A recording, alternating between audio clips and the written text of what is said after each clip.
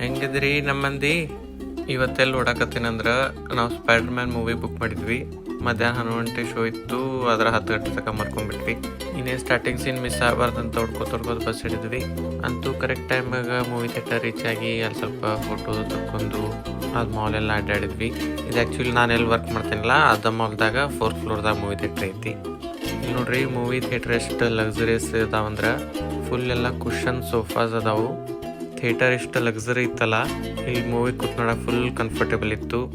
ಇನ್ನೊಂದು VIP feel ಬರತ್ತಿತ್ತು.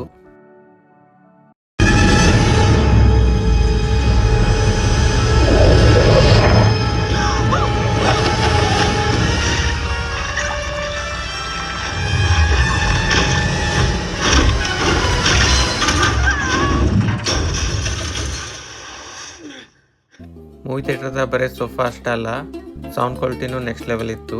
Day ಟೈಮ್ದಾಗ ಎದಕ್ಕೆ ಮೂವಿ ಬುಕ್ ಮಾಡಿದ್ವು ಅಂದ್ರೆ ನಾನು ಮತ್ತು 4 ಗಂಟೆಗೆ ಶಿಫ್ಟ್ ಇತ್ತು.